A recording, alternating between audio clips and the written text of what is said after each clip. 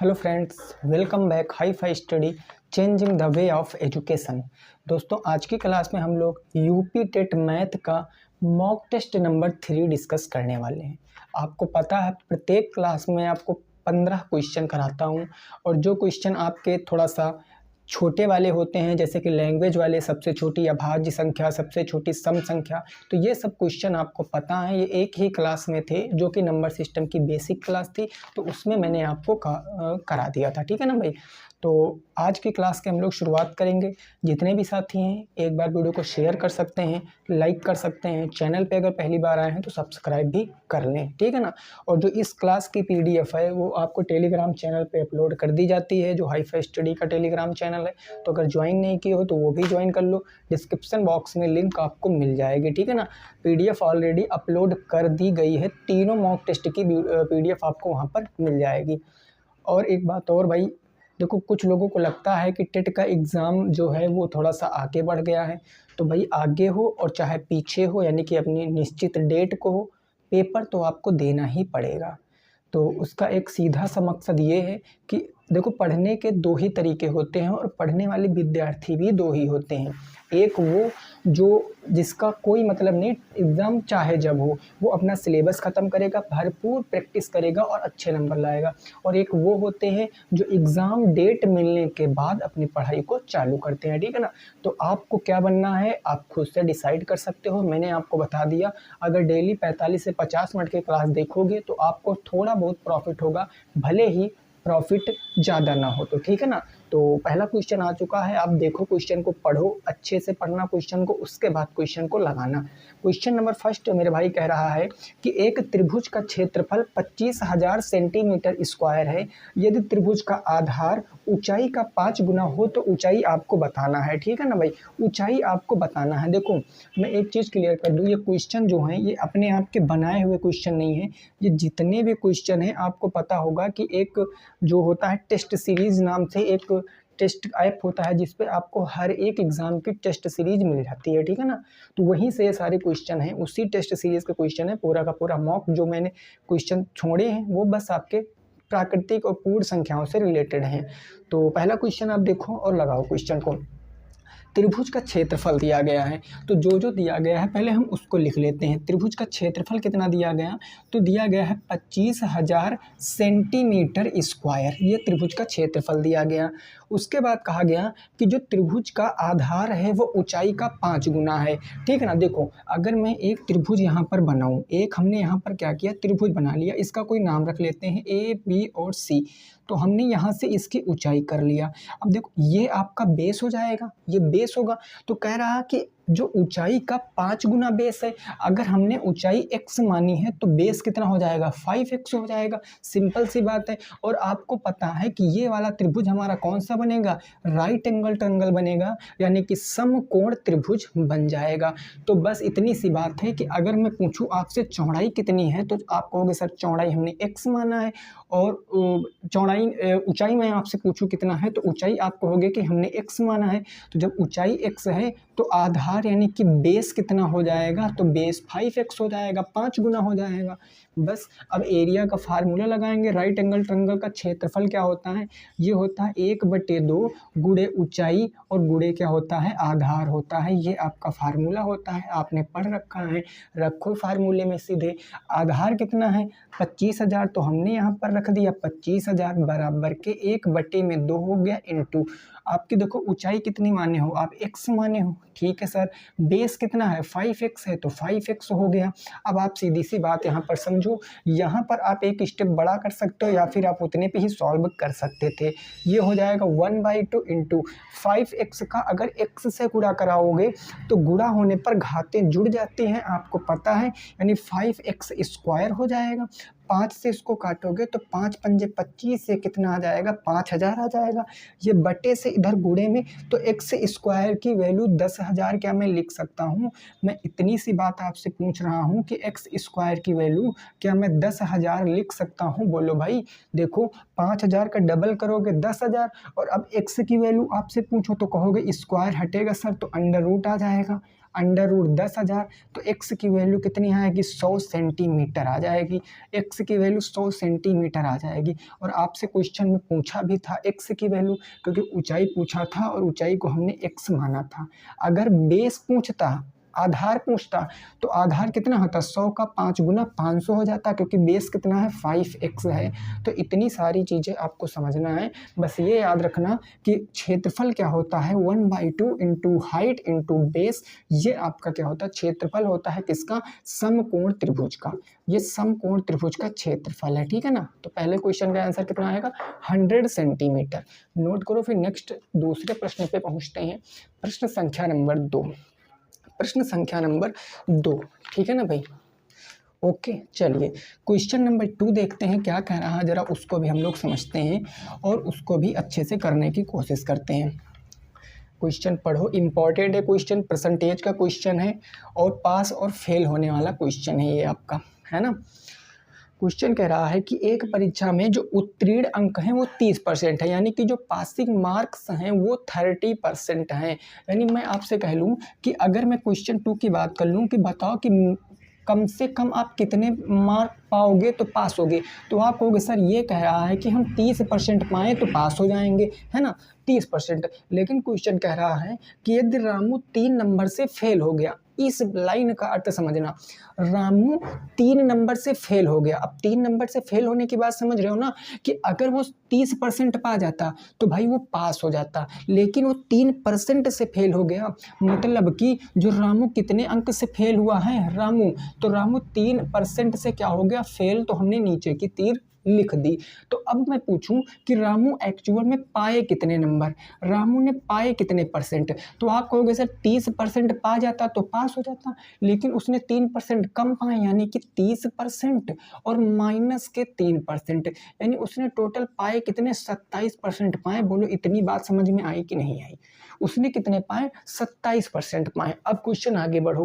Question कह रहा कि कुल अंक 600 थे, जो टोटल नंबर थे, टोटल जो नंबर थे वो कितने थे 600 थे। इस बात को हमने यहाँ पर मेंशन कर लिया कि 600 आपके नंबर हैं टोटल। भी कह रहा कि पूजा ने 65% अंक प्राप्त किया। अब एक कोई पूजा है, पूजा नाम की लड़की है, उन्होंने कितने नंबर अंक प्राप्त किए, तो 65% नंबर प्राप्त किए। क्वेश्चन कह रहा है कि दोनों के अंकों का अंतर आपको बताना है कि दोनों के अंकों का अंतर क्या हो जाएगा। चाहो तो आप इसको 2 मेथड से लगा सकते हो, डायरेक्ट भी कर सकते हो या सीधे समझ सकते हो कि अगर पूजा ने 65% पाए हैं, रामू ने 27% पाए हैं, तो इन दोनों के बीच अंतर कितना है जरा बताओ, अंतर कितना है भाई। अंतर मैं पूछूं इन दोनों के बीच कितना, आप कहोगे 15 में से 7 जाएगा तो 8 हो गया। भाई देखो बड़े से छोटा ही तो घटाएंगे, 15 से 8 जाएगा तो 7, 5 से 2 जाएगा तो 3, 38% का क्या है अंतर है। इन दोनों में अंतर कितना है 38% का है। तो डायरेक्ट 38% इसका निकाल दो, क्योंकि अंतर किसका पाएंगे, जितने नंबर आपके निर्धारित किए होंगे कि इससे ज़्यादा नहीं पा सकते, पूर्णांक के ही तो पाओगे आप 38%। तो ये 2 जीरो से 2 जीरो कैंसिल हो गया, 6 अट्ठे 48 के 8 हासिल 4 आ गया, 6 त्रिक 18, 18 4 कितना हो गया 22 हो गया, 228 आपका राइट आंसर हो गया। 228 क्या हो गया आपका सही जवाब हो गया। अगर आप इसको दूसरे मेथड से करना चाहते थे तो वो भी कर सकते थे। देखो पहले आप 600 का 27% निकालोगे तो रामू का हो जाएगा भाई।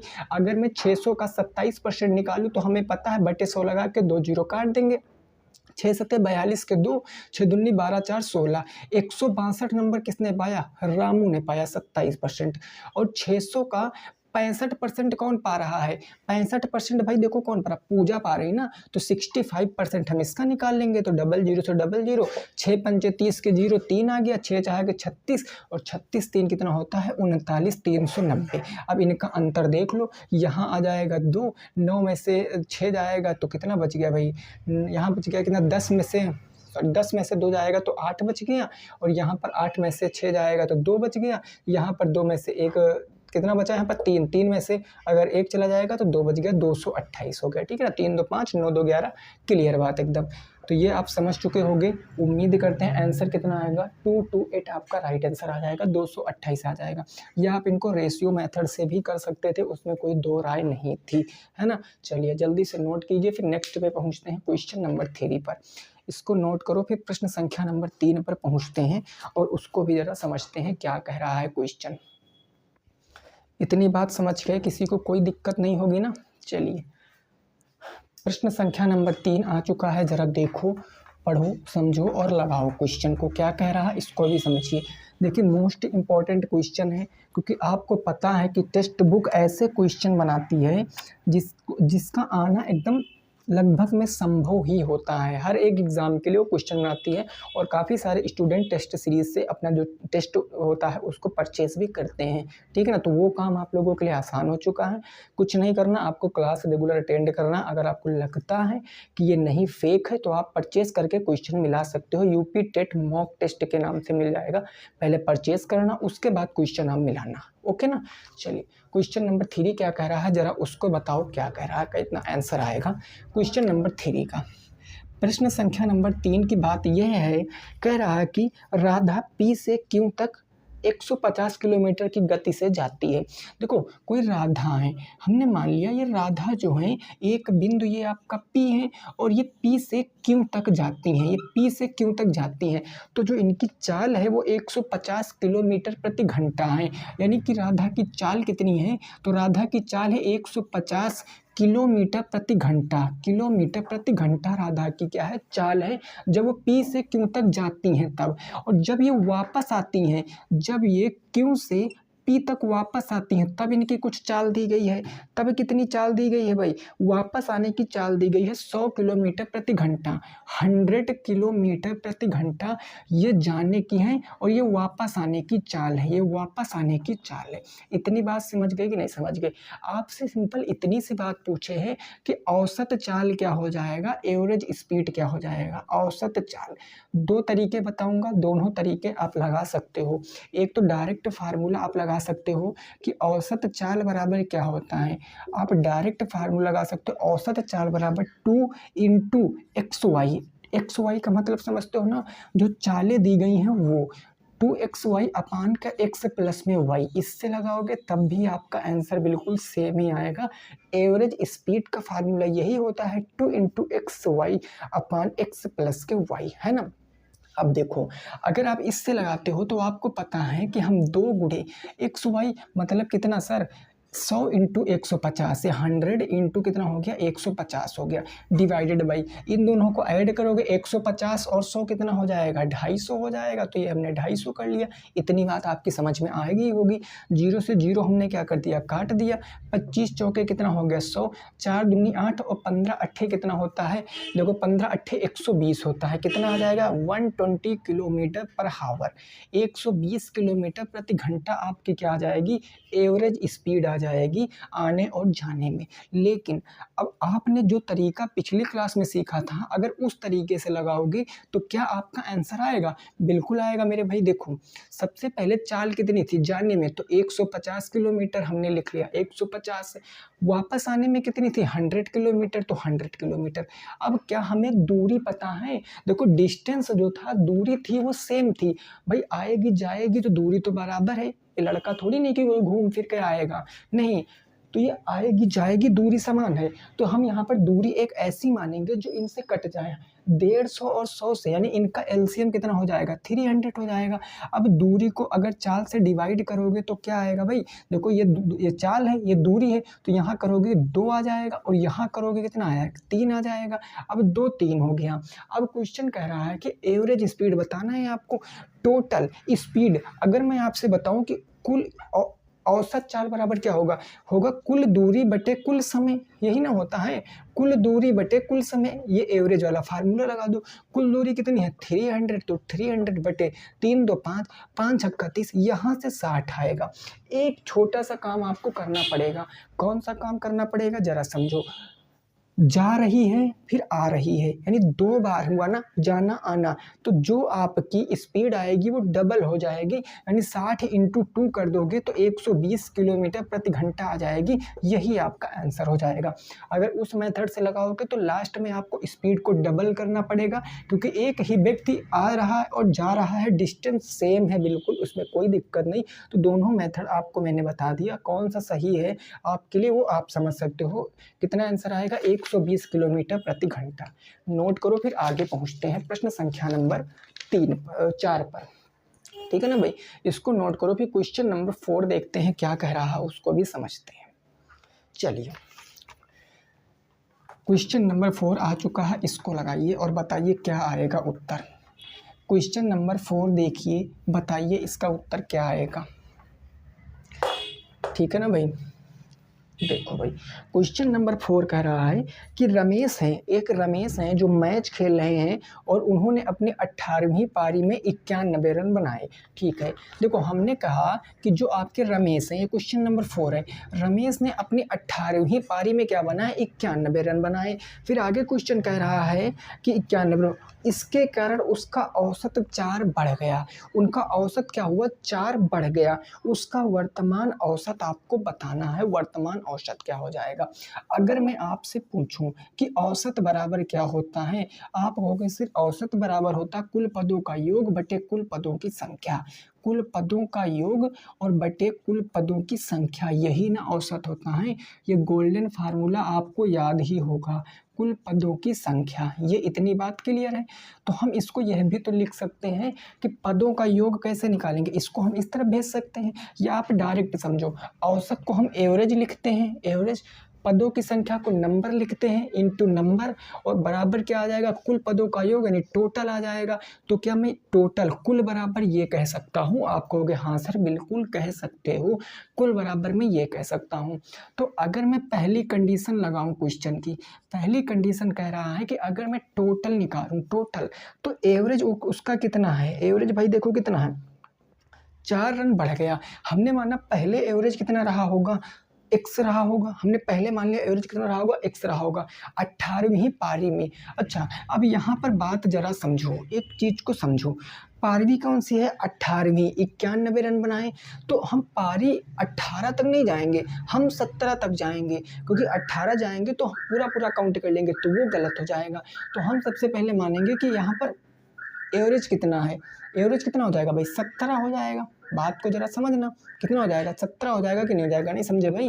देखो यहाँ पर अगर मैं कह दूं कि आपका औसत, औसत कितना मान लिया हमने, x मान लिया कि सबसे पहले औसत x रहा होगा। अगर मैं x मानता हूं तो देखो यहाँ पर मैं x रख लूंगा, और नंबर कितने हैं भाई, नंबर 18वीं पारी में बनाया ना, 18वीं पारी में बनाया, यानी नंबर एक कम ले लेंगे, 17 ले लेंगे, तो टोटल कितना आ जाएगा, 17x आ जाएगा। पहले टोटल कितना आ गया, 17x आ गया। अब क्वेश्चन कह रहा है कि अब एवरेज क्या हो गया, एक बढ़ गया, एवरेज क्या हो गया, एक बढ़ गया, 4 बढ़ गया। तो एवरेज पहले x था, अब 4 बढ़ जाएगा, यानी एवरेज हो जाएगा x प्लस में 4, ये एवरेज आपका हो गया, और इंटू 17, ये 17 हो गया, बराबर टोटल कर लोगे तो कितना वो बढ़ गया, बताओ भाई कितने रन बढ़ गए, 91 रन बढ़ गए। तो यहाँ से आप 91 लिख सकते हो, टोटल बढ़ गए ना। तो पहले योग आया था आपका 17x, अब 17x में बढ़ जाएंगे, तो आप लिख सकते हो 17x और प्लस के 91, 17x प्लस के 91। तो यहाँ से करोगे तो x की वैल्यू निकाल लोगे, आपको पता चल जाएगा कि कितना एवरेज था पहले। लेकिन ये तरीका बहुत लेंथी है, इस तरीके से हम क्वेश्चन लगाएंगे तो क्वेश्चन काफ़ी सारा लेंथी हो जाएगा, और हमको इतना टाइम टेकन क्वेश्चन नहीं लेना है, क्योंकि और भी क्वेश्चन करने पड़ते। तब कैसे करेंगे, देखो क्वेश्चन कह रहा कि 18वीं पारी में कितने रन बनाए भाई, 4 रन बनाए, मतलब 4 क्या हुआ, बढ़ गया ना, 4 क्या हो गया, बढ़ गया कि नहीं बढ़ गया, बोलो भाई, बढ़ गया ना। देखो अगर 4 एवरेज बढ़ गया है, कितनी पारियों में 4 एवरेज बढ़ा होगा, 18 पारियों में बढ़ा होगा ना। तो हम 18 इंटू 4 कर सकते हैं, क्योंकि एवरेज कब बढ़ेगा, एवरेज का मतलब होता है सब पर प्रभाव पड़ना। तो यहाँ पर हम 18 चौके कितना कह देते हैं, 72 कह देते हैं, 72 कह देते हैं ना। अब समझो बात को, यहाँ पर अब कह रहा है कि 18वीं पारी में स्कोर बढ़ा, लेकिन पहले स्कोर करता था, यहाँ से स्कोर बढ़ गया, 18 चौके कितना हो गया, औसत 17 हो गया, 72 हो गया। लेकिन अगर मैं 17 का 4 से गुणा करूंगा तो 17 चौके कितना हो गया, 68 हो गया, है ना। क्योंकि ये पारी कब काउंट की जाएगी, ये स्कोर बढ़ने के बाद, ये औसत बढ़ने के बाद, लेकिन ये आपका पुराना औसत हो जाएगा। तो 17 चौके 68 हो गया। यहाँ पर देखो कितना टोटल आया, इससे हमें कोई मतलब नहीं है, हमें मतलब इससे रखना है। पहले आपका 98 था और अब कितना आ गया आपका 68 आ गया। तो अब इसमें से आप घटाओगे, 11 में से 8 जाएगा तो कितना बचेगा, 8 3 11, 3 बच गया। 8 से अगर 6 घटाओगे तो 2 बच गया, कितना हो गया 23। यहाँ से आप कितना एवरेज आ गया 23 आ गया। लेकिन एवरेज आपका बढ़ा है, कितना बढ़ा, 4 बढ़ा ना, तो 4 ऐड कर दोगे, 23 4 कितना आएगा 27, आपका राइट आंसर आएगा। एक लाइन का क्वेश्चन था, ये आपकी समझ में आया होगा। अगर आप यहाँ से लगाते तब भी आपका आंसर यही आता, कोई दूसरा आंसर नहीं आता, लेकिन ये काफ़ी सारा लेंथी हो जाता। तो आपको चीज़ों को समझना है, यहाँ से डायरेक्ट आंसर 27 आ जाएगा, यही आपका राइट आंसर है। नोट करो। फिर नेक्स्ट अगले क्वेश्चन पे पहुँचते हैं, प्रश्न संख्या नंबर 5 पर, है ना।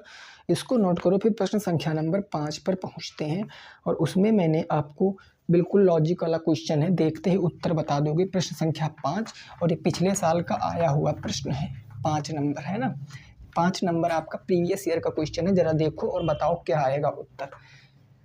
इसको लगाओ और बताओ क्या आएगा उत्तर क्वेश्चन नंबर 5 का। ये कह रहा है कि दो संख्याओं का HCF 8 है। हम कोई दो नंबर मान लेते हैं, हमने कोई दो नंबर मान लिया, हमने कहा A और B। अब इनका हमको HCF दिया, हाईएस्ट कॉमन फैक्टर 8 दिया है, और इनका LCM आपको दिया गया है। कितना LCM दिया गया, तो LCM दिया गया 1248। एक नंबर भी दे दिया गया है, फर्स्ट नंबर दिया गया है। फर्स्ट नंबर मेरे भाई कितना दिया गया, तो 96 दिया गया है। आपसे सेकंड नंबर पूछे है कि फाइंड आउट करिए कि सेकंड नंबर दूसरी संख्या क्या हो जाएगी। तो आपको तो फार्मूला पता ही है, LCM SCF में मैंने आपको बताया, यही एक फार्मूला बताया था कि फर्स्ट नंबर इंटू का second number is equal to क्या होता है, LCM और इंटू का HCF, यही तो बताया था। ठीक है सर, यही बताया था। LCM SCF रखो यहाँ पर 1248 इंटू का 96, और फर्स्ट नंबर यहाँ रखोगे कितना 96, तो इधर आ जाएगा बटे में कितना हो जाएगा, कितना हो जाएगा भाई, ये आपका 8 है यहाँ पर हो जाएगा 96, और बराबर के सेकंड नंबर निकाल लो यहाँ से, है ना। निकालो कितना आएगा, देखो इसको देखो, 12 से कट जाएगा, 12 8 96 हो गया, 12 1 कम 12 हो गया, और 12 चौके 48 हो गया। 8 से 8 कट गया, 104 आपका राइट आंसर आ गया। 104 आपकी दूसरी संख्या है, 104 आपका राइट आंसर है, ये नोट कर सकते हो। और ये क्वेश्चन बहुत इंपॉर्टेंट है, ऐसे क्वेश्चन पेपर में देखने को मिलते हैं, है ना। चलिए नोट कीजिए, फिर आगे पहुँचते हैं प्रश्न संख्या नंबर 6 पर। क्वेश्चन नंबर 6 पर पहुंचते हैं। क्लियर ना, चलो आगे देखिए। क्वेश्चन नंबर 6 आ चुका है, बेहद ही आसान सा क्वेश्चन है, तो इसको आपको बताना है क्या आएगा राइट आंसर। क्वेश्चन है 480 के कुल गुणनखंडों की संख्या बतानी है। 480 के कुल गुणनखंडों की संख्या बतानी है, क्वेश्चन नंबर 6। तो अगर 480 के कुल गुणनखंडों की संख्या बतानी है तो हम कैसे गुणनखंड कर सकते हैं, हम इसको काट लें। एक तो तरीका ये हो गया कि 2 दूना कितना हो गया 4, 2 चौके 8, 240 हो गया। 2 1 कम 2, 2 दूना 4, 120 हो गया। 2 से काटेंगे 60 बार में, 2 से काटेंगे 30 बार में, और 2 से काटेंगे 15 बार में, 3 से काटेंगे 5 बार में, 5 से काटेंगे 1 बार में। तो टोटल कितने गुणनखंड हो गए, 1 2 3 4 5 6 7, कितने हो गए भाई। इसके फैक्टर कितने हो गए, तो 7 हो गए। इसके फैक्टर कितने हो गए, 7 हो गए इसके फैक्टर। क्लियर बात ना, बोलो बात क्लियर है कि नहीं क्लियर है भाई। या इसका एक फार्मूला होता है AP और B की पावर Q और A B और C की पावर R, ये आपके टोटल फार्मूले, टोटल नंबर होते हैं। टोटल नंबर ऑफ फैक्टर ये फार्मूला होता है। बीच में क्या होता है आपका मल्टीप्लाई का चिन्ह होता है, ठीक है ना, या प्लस समझ लीजिए कोई। इससे वैसे हमें बेस से कोई मतलब नहीं होता है ज़्यादा, हमें मतलब किससे होता है, तो मतलब तो हमें होता है केवल PQR से, है ना। तो कितने आ जाएंगे, 7 आपके टोटल फैक्टर आ जाएंगे, ठीक है ना। अब कुछ लोग सोचेंगे सर आपने एक को कंसीडर क्यों नहीं किया, एक को आपने क्यों नहीं काउंट किया। तो मेरे भाई एक तो हर एक नंबर का फैक्टर होता है, उसको हम यहाँ पर काउंट नहीं करेंगे। और काउंट कब करेंगे, जब क्वेश्चन में मेंशन होगा कि आपको एक को कंसीडर करना है, एक को काउंट करना है, तो हम एक को काउंट करेंगे, अदरवाइज नहीं काउंट करेंगे। फिर गलत हो जाएगा, फिर कहना नहीं सर कि गलत हो गया। क्वेश्चन नंबर 7 की जरा बातों को समझते हैं। यह कह रहा है क्वेश्चन नंबर 7 कि 4 अंकों की अधिकतम संख्या ज्ञात करो जो 12, 15, 20 और 25 से पूर्णतः विभाजित हो जाए। अब इस क्वेश्चन में मैंने आपको ऑप्शंस भी दे दिए हैं। अब आप ना कहना कि सर हम इस क्वेश्चन को उस तरीके से लगाएंगे। हाँ, नहीं आता तो लगा लीजिए, अदरवाइज आप कर सकते हो। अगर मैं देखो पहले तो मैं देख लेता हूँ कौन कौन सी संख्या, 12, 15, 20 और 35। 12 हो गया, 15 हो गया, 20 हो गया और 35 हो गया। ये मेरे 4 नंबर है ना, ये 4 संख्या है, 12, 15, 20 और 35। ठीक है, देखिए थोड़ा सा आपको बाहर की आवाज़ें आ रही होंगी क्योंकि जहाँ हम लोग रहते हैं बिल्कुल जस्ट रोड के पास ही ये रूम है। ठीक है ना, तो कोई दिक्कत नहीं, पढ़ लेना आराम से।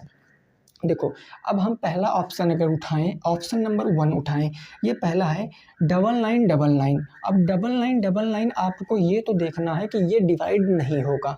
क्यों नहीं होगा सर? क्योंकि आप एक बात को समझो, यहाँ पर क्या है 20 से डिवाइड होना चाहिए, कुछ शेष तो नहीं बचने की बात कर रहा है, नहीं 20 से डिवाइड। 20 से कब डिवाइड होगा? 10 × 10 से, लास्ट में 0 होना चाहिए। तो ये ऑप्शन तो बिल्कुल खतरनाक तरीके से हम काट देंगे। अगर मैं सेकेंड ऑप्शन की बात कर लेता हूँ तो सेकेंड ऑप्शन देखो यहाँ पर भाई क्या है, सेकंड ऑप्शन है 9732। 9732 ये आपका क्या है, सेकंड ऑप्शन है। अब बात को जरा समझना, आप 12 को क्या कह सकते हो, 3 × 4 कह सकते हो। 15 को आप 5 × 3 15 कह सकते हो। 20 को आप क्या कह सकते हो, 5 चौके 20 कह सकते हो। 35 को आप 5 सत्ते 35 कह सकते हो। इतना करने के बाद आपको प्राइम नंबर ढूंढना है। प्राइम नंबर एक तो 3 है, एक तो 5 है, एक तो 7 है, लेकिन 5 से डिवाइड होगा कि नहीं होगा चेक कैसे करते हैं, लास्ट में यूनिट डिजिट पर या तो 2 आए, यूनिट डिजिट पर या फिर 0 आए या फिर 5 आए, तभी संख्या 5 से डिवाइड होगी। क्योंकि 15 से डिवाइड होने का मतलब है संख्या 5 और 3 दोनों से डिवाइड हो। 35 से डिवाइड होने का मतलब है संख्या 5 और 7 दोनों से डिवाइड हो। तो ये भी ऑप्शन खत्म। तीसरे ऑप्शन पे आते हैं 9842। आप कहोगे सर यह भी इस लॉजिक से तो यह भी नहीं होगा, है ना, 9842 यह भी नहीं होगा। बिल्कुल नहीं होगा मेरे भाई। चौथा ऑप्शन आप देख लो बस, चौथा ऑप्शन क्या है आपका, 9660, 9660। मैं कहता हूँ यही आंसर राइट हो जाएगा। कैसे हो जाएगा सर बताओ, कैसे हो जाएगा सर बताओ? देखो जरा बात को समझना, देखो प्राइम फैक्टर देखो बस, अगर मैं 3 से देखता हूँ 3 से डिवाइड हो जाएगा, बिल्कुल डिवाइड हो रहा है। अगर मैं 5 से कहता हूँ डिवाइड हो जाएगा तो बिल्कुल डिवाइड हो रहा है, लास्ट में 0 है। अगर मैं 7 से देखूँ डिवाइड हो रहा है, बिल्कुल हो रहा है, क्योंकि 7 × 1 = 7, 2 बचा 26, 7 × 3 = 21, 5 बचा 56, 7 × 8 = 56। आंसर क्या आएगा, 9660 है आपका सही जवाब होगा। ऑप्शन से आप LCM SCF के सारे क्वेश्चन कर सकते हो, सिंगल क्वेश्चन ऐसा नहीं बचेगा जो आप LCM SCF से ना कर पाओ, LCM SCF का ऑप्शन से ना कर पाओ। या फिर आप क्या कर सकते हो, आपको इनका एलसीएम लो, इनका डबल करके जाओ, जब तक 4 अंकों तक न पहुंच जाओ तब तक उनको आगे बढ़ाते रहो, जो आएगा वही आंसर हो जाएगा, है ना। तो आप यहाँ से इनका एलसीएम ले लेना पहले, जो भी आएगा। एलसीएम लेने के बाद आज उसका 2 गुना करोगे, अगर 4 अंक आ रहे हैं तो ठीक, नहीं उसका भी 2 गुना करोगे, जब तक 4 अंक नहीं आएंगे तब तक उसका गुना करते जाओगे। ठीक है ना, नोट कर लो। फिर आगे पहुँचते हैं क्वेश्चन नंबर 8 पर। क्लियर हो गई बात यहाँ तक की ना? ओके, अब प्रश्न संख्या 8 आ चुका है, जरा इसको पढ़ो और बताओ क्या आएगा उत्तर क्वेश्चन नंबर 8 का। ठीक है ना, क्वेश्चन नंबर 8 का क्या आएगा उत्तर आपको बताना है। चलिए, क्वेश्चन नंबर 8 है कि छात्रों की वह अधिकतम संख्या क्या है जिसमें 175 केले और 105 संतरे आसानी से बांटे जा सके। देखो बात को आपको समझना है, आपसे क्वेश्चन में कहा गया है कि अधिकतम संख्या मतलब हाईएस्ट नंबर, अधिकतम संख्या। और जब कभी अधिकतम संख्या की बात करेगा तो 90% केसों में आप HCF निकालोगे, 90% केसों में HCF निकालोगे। अब देखो 175 और 105, 175 और 105, इसका अगर आप HCF निकालोगे तो देखो इसमें ऐसे ऐसे नंबर होंगे, 40 से तो डिवाइड होगा नहीं, पहला ऑप्शन खत्म। 40 से तो नहीं डिवाइड होगा ना, क्योंकि एचसीएफ का मतलब होता है दी हुई संख्याओं को विभाजित करे। तो 40 से तो डिवाइड होगा नहीं, पहला ऑप्शन खत्म। ठीक है, अगर मैं 5 को थोड़ी देर के लिए छोड़ देता हूँ, अगर मैं 105 पर आता हूँ तो 105 से 105 तो डिवाइड होगा, लेकिन सर 175 डिवाइड नहीं होगा, और ये सरासर नाइंसाफी है, इसीलिए हम इसको भी काट देंगे। ऑप्शन नंबर 3 भी खत्म। ऑप्शन नंबर 4 देख लेते हैं। ऑप्शन नंबर 4 की बात करेंगे तो आपको पता है कि ऑप्शन नंबर 4 हो सकता है आंसर। अब मेरे पास 2 आंसर बचे, एक तो 5 बचा, एक तो आपकी 35 बचा, है ना। अब आप 5 से देखोगे तो 5 से तो डिवाइड हो रहा, 35 से देख लो, 35 से डिवाइड करोगे तो देखो 7 दूनी 14, 3 बचा 35, 7 पंजे 35, 5 से डिवाइड, दोनों डिवाइड हो रहे हैं 35 से। या आप, मैं कहता हूँ 35 आंसर है, या आप चेक भी कर सकते हो। कैसे? तो देखो हमेशा आप बड़ी संख्या को छोटी संख्या से डिवाइड करोगे। 105 एक कम कितना आ जाएगा, 105, कितना बचा 0, यहाँ पर जाएगा 7 से है 70 बच गया, 70 का 105 से गुणा कराओगे, 70 एक कम कितना आएगा, 70 आएगा। यहाँ पर 35 बच गया, 35 से 70 को डिवाइड करोगे, 35 दूना 70, तो आंसर कितना आएगा, 35 आएगा।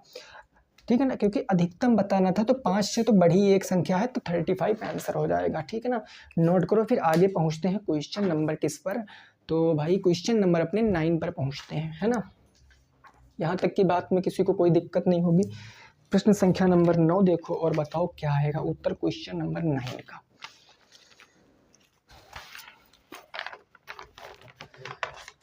जल्दी से इस क्वेश्चन को बताने की कोशिश करो कि इसका राइट आंसर क्या आएगा। ये तो बहुत आसान क्वेश्चन है, सक्सेसिव भी इसमें लगा सकते हो, है ना। सक्सेसिव केस मैंने आपको पढ़ा रखा है ना, तो आप आसानी से बताओ इस क्वेश्चन का सही जवाब क्या आएगा। 10% और 20% के दो क्रमिक छूट के एकल छूट आपको बताना है। एकल छूट, क्रमिक का मतलब होता है क्रम से छूट देना, क्रम से छूट देना। देखो कितने तरीकों से मैं इस क्वेश्चन को बताऊंगा, आप कोई तरीका पकड़ लेना। देखो सबसे पहले आप एक सक्सेसिव केस याद रखिए कि x प्लस में y माइनस के XY बटे के 100, ये आपका सक्सेसिव का केस होता है। इसमें लगाओगे x प्लस वाई, पहले 10% की छूट, फिर 20% की माइनस 10 इंटू 20 और बटे में 100। तो ये 2 जीरो से 2 जीरो खत्म, 2 एक कम 2, 30, 30 में से 2 जाएगा तो 28% आ जाएगा। ये तो पहला तरीका हो गया, जो फार्मूले रट सकते हैं उनके लिए। सेकंड मेथड क्या होता है, बट्टा का मतलब क्या होता है, छूट दिया गया ना, तो 10% का मतलब 1/10 होता है भाई। 10% का मतलब 1/10, यानी 10 से 9 हो गया। 20% का मतलब 1/5 होता है, 5 से 4 हो गया। तो देखो 10 बचे 50 और 9 चौके 36, कितने का यहाँ पर छूट दिया गया, 36, 4 40 और 40 10 50, 14 का डिस्काउंट दिया गया ना। और डिस्काउंट किस पर दिया था, मार्क प्राइस पर। तो 50 इंटू का क्या हो जाएगा 100, ये 2 जीरो, 50 दूना डायरेक्ट 100 और 14 दूना 28%, ये भी आपका सही है। बोलो इतनी बात क्लियर हो गई ना, तो ये भी आपका क्या हो गया, सही हो गया है। तीसरा तरीका क्या अपना सकते हो आप, 10% 20% की छूट है आपको, तो आपको पता 28% हो जाएगा। आप कोई मानोगे बात को कि 10% की छूट के बाद किसी वस्तु को हम 90% में बेचते हैं, लो सर बेच दिया, फिर 20% की छूट देते हैं मतलब 80% में बेचते हैं, तो फिर फाइनली हमारा क्या आएगा, सेलिंग प्राइस आएगा। तो देखो 0 से 0 कैंसिल, 20 चौके 80, 20 पंचे क्या हो गया 100 हो गया, है ना। तो देखो 9 चौके कितना हो गया 36, 36 बटे कितना हो गया 5 हो गया। तो यहाँ से आप x की वैल्यू निकालोगे, आपका यहाँ सेलिंग प्राइस आएगा। और जब सेलिंग प्राइस पता चल जाएगा तो आप 100 से माइनस करके क्या कर सकते हो, आप बता सकते हो कि आखिर में हमने छूट कितनी दी, बट्टा कितने का दिया। तो तीनों तरीके आपको पता है। x का मतलब आप यहाँ पर 100 मानना तो ज़्यादा बेटर रहेगा, अदरवाइज बाद में 100 करोगे तो भी वही काम करना पड़ेगा, है ना। तो आंसर कितना आएगा, 28% will be the right answer. Note करो। फिर आगे पहुंचते हैं क्वेश्चन नंबर 10 पर और उसको भी ज़रा समझते हैं, ठीक है ना। ये हमारा क्वेश्चन नंबर 10 ही था। क्वेश्चन नंबर 11 देखिए और बताइए क्या आएगा आंसर। प्रश्न संख्या 11, यहाँ तक की बात बिल्कुल क्लियर होगी, है ना। देखिए ये सारे ऐसे क्वेश्चन हैं जो एग्ज़ाम में बन सकते हैं, तो बिल्कुल मेरे भाई आपको 1 घंटे ही क्लास अटेंड करनी है, तो अच्छे से आप क्लास को अटेंड कीजिए, ठीक है ना। चलिए क्वेश्चन नंबर 11 की बात कर लेते हैं। क्वेश्चन नंबर 11 में आपके एक जतिन नाम के व्यक्ति हैं। जतिन क्या कर रहे हैं कि एक वस्तु को उसके मूल्य से 10% कम पर खरीदते हैं और 10% अधिक पर बेचते हैं, उसका लाभ क्या होगा। देखो मेरे भाई बात को समझो, मैं कह दूं कि दुकानदार के लिए सीपी कितना 100 होगा। हम देखो इस बात को थोड़ा सा लॉजिकली समझाने की कोशिश करेंगे। मान लिया हमारे पास कोई वस्तु है वो 100 रुपये की है, हमारे पास कोई वस्तु है वो 100 रुपये की है। आप आए, आपने कहा सर हमको ये वस्तु चाहिए। हमने कहा चलो ठीक भैया, आप हमारे विद्यार्थी हो तो हम क्या करेंगे, हम आपको मेरे भाई 10% कम में दे देंगे। हमने कहा हम आपके विद्यार्थी, आप हमारे विद्यार्थी हैं, हम आपके टीचर हैं, तो मैं आपको 10% कम में दे दूंगा। आप भी खुश, हम भी खुश।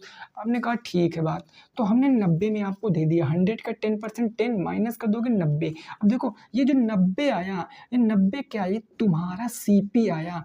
तुमने वस्तु को कितने में खरीदा, 90 में खरीदा, तो ये तुम्हारा क्या आ गया, कॉस्ट प्राइस। अब तुम जो बेचोगे, तुम आप इसी पे तो बेचोगे भाई, बोलो इस पे थोड़ी नहीं बेचोगे, हमारे पास आके थोड़ी नहीं बेचोगे, आप इस पे बेचोगे। तो आप 90 पर कुछ लाभ लेकर बेच रहे हो। 90 पर कितना लाभ लेकर बेच रहे हो, 10% लाभ लेकर बेच रहे हो ना।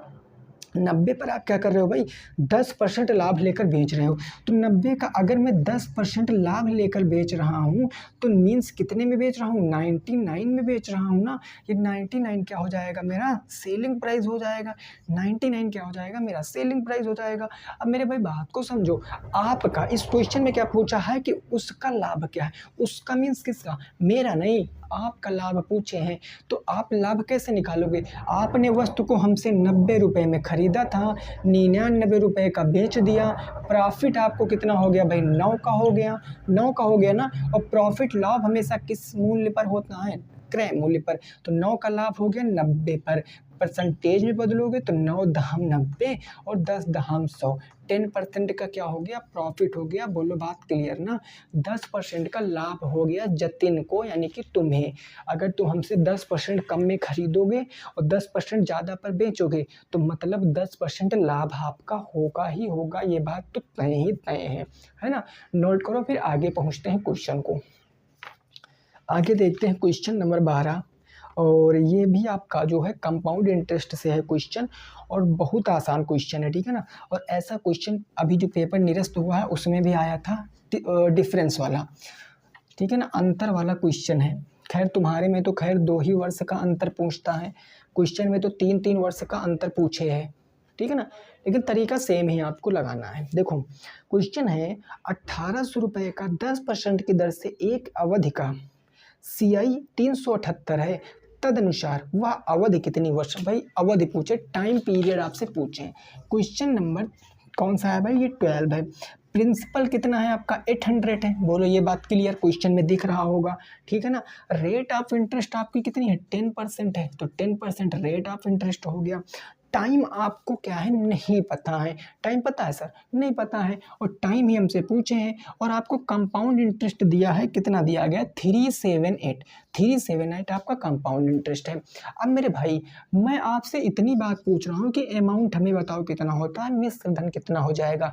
आप कहोगे सर जो रुपए हमने जमा किए थे वो प्लस में जो हमें कंपाउंड इंटरेस्ट यानी ब्याज मिला है वो, वही मिलकर ना मेरा होगा भाई अमाउंट। तो ये हो जाएगा आपका 8, ये हो जाएगा 7, और 8 2 10 11, 1178 क्या आ जाएगा आपका अमाउंट आ जाएगा। फार्मूला लगा दीजिए, A बराबर P1 प्लस रेट बटे 100 की पावर n, और इसी n की वैल्यू आपको निकालना है। क्लियर। अमाउंट कितना है सर, रखोगे 1178 और बराबर प्रिंसिपल कितना है आपका 800, ये हो जाएगा 1 प्लस रेट कितनी है आपकी 10% बटे का 100, और इसकी पावर n हो जाएगी, है ना, पावर n। 0 से 0 काट दिया, 10 से कम 10 11 बटे 10। हम इधर ले आएंगे 1178, 800 को इधर ले आएंगे तो 800, और बराबर कितना आ जाएगा आपका, यहाँ पर सोचो जरा बात को, यहाँ पर आ जाएगा आपका 10 से कम 10 11 बटे 10, ये आ जाएगा 11 बटे 10 की पावर कितनी आ जाएगी, n आ जाएगी। अब आप किसी तरह इसको 11 बटे 10 के रूप में तोड़ो, तो किससे तोड़ सकते हो, हम इसको किससे तोड़ सकते हैं, 8 से क्या कट सकते हैं। देखो 8 1 8, 3 बचा, यहाँ पर कितना हो गया 37, 8 चौके 32 हो गया ना, 5 बचा 58, 8 से 56। ये तो बात नहीं जम पा रही है, तब क्या करेंगे सर, यहाँ पर देखो, यहाँ पर क्या करेंगे, हम इसको 2 से पहले काट लेते हैं। 2 पंजे 10 हो गया, 1 बचा 17, 2 8 16, 2 9 18, और इसको हम 2 से काटते हैं तो 2 कितना आ जाएगा यहाँ पर बात 2 चौके 8 हो जाएगा, ये 2 चौके 8 हो गया, 589/400 आ गया। 589 बटे कितना आ गया भाई, 400 आ गया है, ठीक है ना भाई। अब जरा बात को समझना, यहाँ जो आपका आया है 589 डिवाइडेड बाई 400, इसको आप क्या लिख सकते हो, किसकी पावर लिख सकते हो। तो अगर आप 589 का स्क्वायर निकालो और 400 का स्क्वायर निकालो, स्क्वायर रूट निकालो, तो इसका जो भी स्क्वायर रूट आएगा, इसका जो भी स्क्वायर, n की वैल्यू जो भी आएगी वो इस n के बराबर होगी। n की वैल्यू जो भी आएगी वो इस n के बराबर होगी, ठीक है ना भाई। n की वैल्यू जो भी होगी उस n के बराबर होगी। हमें लग रहा है इस क्वेश्चन में कहीं मिस्टेक है, ठीक है ना। रेट हो सकता है फिर आपका 20% हो, है ना, रेट आपकी 20% हो सकता है, क्योंकि 10% है तो 10 से 11, 10 से 11 ही तो भाई आपका होगा। तो सॉरी 10 से 11, 10 से 11 हो गया, ठीक है ना। तो हमने यहाँ पर 10 से 11, 10 से 11 तो कर लिया, बिल्कुल क्लियर सी बात है। तो इस क्वेश्चन में थोड़ा सा मिस्टेक है, फिर भी आप आंसर निकाल लेना, बट्टे बट्टे में आ सकता है, ठीक है ना। फिर भी आंसर आप निकाल लेना, कितना आएगा आंसर कमेंट करके बताना। क्वेश्चन में थोड़ा सा मिस्टेक है इस क्वेश्चन में रेट ऑफ इंटरेस्ट को लेकर, क्योंकि 10% है तो 10% का मतलब भाई 11/10 के रूप में ये तो टूटना चाहिए, और 11/10 के रूप में तो ये टूट ही नहीं रहा है। तो कैसे करेंगे, या फिर यहाँ पर आपका कंपाउंड इंटरेस्ट गलत दिया है, से 378 ना देकर कुछ और आपको दे सकता है, ठीक है ना। चलो फिर भी क्वेश्चन मैंने बता दिया, अंतर वाला आप ऐसे अंतर ऐसे निकालोगे, जो आपका रेट ऑफ इंटरेस्ट है और टाइम पीरियड है आप ऐसे निकालोगे। बाकी का क्वेश्चन आगे एक और है वो मैं आपको करा रहा हूँ, ठीक है ना। चलो भाई ठीक है, क्वेश्चन नंबर 13, प्रश्न संख्या 13 देखो क्या कह रहा है, इसको समझो। क्वेश्चन नंबर 13,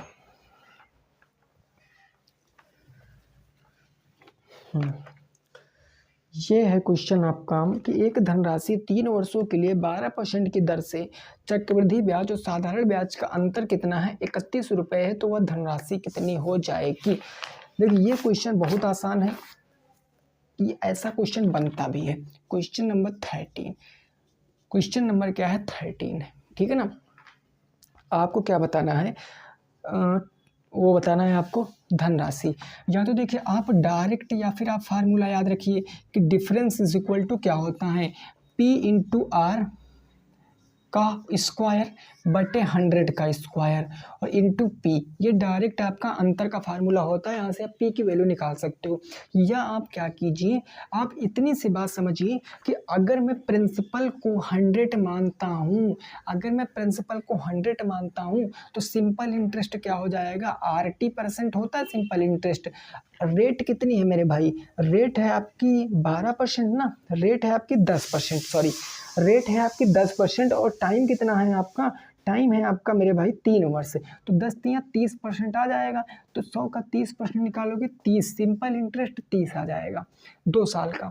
अब मैं यहाँ से अगर कंपाउंड इंटरेस्ट निकालूँ, कंपाउंड इंटरेस्ट, तो आपको पता है कि पहले साल 10% मिलेगा, दूसरे साल 10% मिलेगा, तीसरे साल 10% मिलेगा। यानी डायरेक्ट मैं कह सकता हूँ कि अगर वो राशि मेरी 100 थी तो राशि अब कितनी हो जाएगी, जरा बात को समझना। वो राशि 100 थी, अब कितनी हो जाएगी, 131 हो जाएगी कि नहीं, 131 हो जाएगी कि नहीं, क्योंकि आपको पता 10% मिलेगा तो 110, 121 हो जाएगी। कितना हो जाएगी, 121 हो जाएगी। नहीं समझे, देखो अगर 10% का मैं 1 वर्ष का निकालूंगा 10% की दर से, तो आपको पता है कितना आ जाएगा 10, अगले साल ये जुड़कर मिलेगा 110 पे मिलेगा 10% की दर से 1 साल का, तो ये 0 से 2 0 कैंसिल हो जाएंगे, तो अब 11 मिलेगा। अब इसमें जोड़ोगे तो देखो 0 आ जाएगा, यहाँ पर कितना आ जाएगा 0 और 1 कितना हो जाएगा आपका, यहाँ पर देखो जरा, अगर 111 में आप 11 जोड़ोगे 110 में तो 1 आ जाएगा, यहाँ पर सबसे पहले 1 2 आ जाएगा, 121, 1 साल 2 साल का हो गया। तीसरे साल 121 पे 10% मिलेगा ना, 121 पे 10% मिलेगा, क्योंकि आपको पता है यहाँ पर 10 और 11 21, अब 121 पे 10% मिलेगा, तो 121 का 10% डायरेक्ट आप यहाँ से कह सकते हो 12.5। तो टोटल कंपाउंड इंटरेस्ट कितना मिलेगा, 10 यहाँ पर, 11 यहाँ पर, 2 1 3 1 1 2 3, 33.1 कंपाउंड इंटरेस्ट मिलेगा, 33.1 कंपाउंड इंटरेस्ट। और सिंपल इंटरेस्ट कितना है 30, तो इनका अंतर दिया गया, कितना अंतर दिया गया मेरे भाई, तो अंतर दिया गया आपको 31।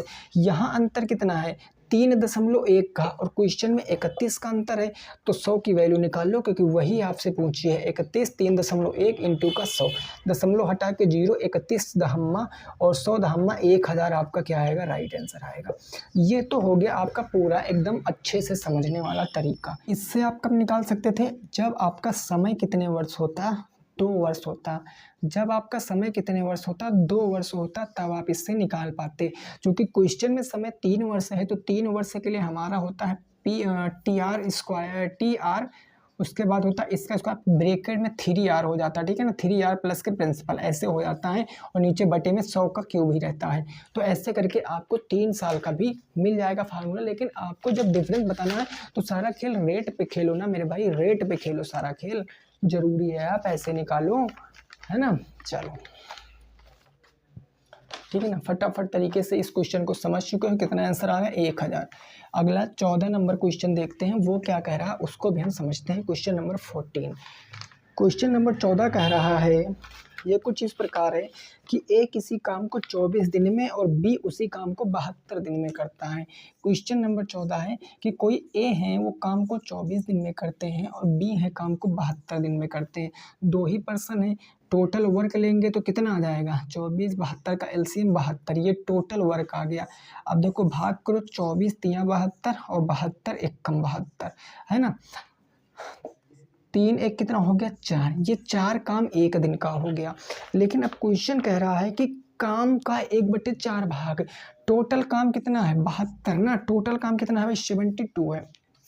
इस काम का 1/4 भाग, इस काम का कितना भाई 1/4 भाग ना, 1/4 भाग। तो देखो मेरे भाई, अगर मैं 72 का 1/4 निकालूंगा, 72 का 1/4 निकालूंगा, तो आपको पता है 24 आएगा। इस काम को करना है इनको, इस काम को 1/4 काम को दोनों मिलकर कितने दिन में करेंगे, दोनों मिलकर करते हैं 4 काम है, 24 4 6 24, 6 डेज आपका राइट आंसर होगा। बोलो ये बात क्लियर है कि नहीं क्लियर है, क्योंकि क्वेश्चन काम पूरा नहीं कराना था, काम आपको केवल 1/4 ही कराना था। तो मैंने 1/4 निकाला, 24 आ गया। 4 करते थे, 4 6 24, 6 days will be the right answer. Note कीजिए। फिर लास्ट प्रश्न पे पहुंचते हैं। प्रश्न संख्या नंबर किस पर, तो 15 पर, ठीक है ना। क्वेश्चन नंबर कौन सा होगा, 15 होगा। बात क्लियर ना। चलिए लास्ट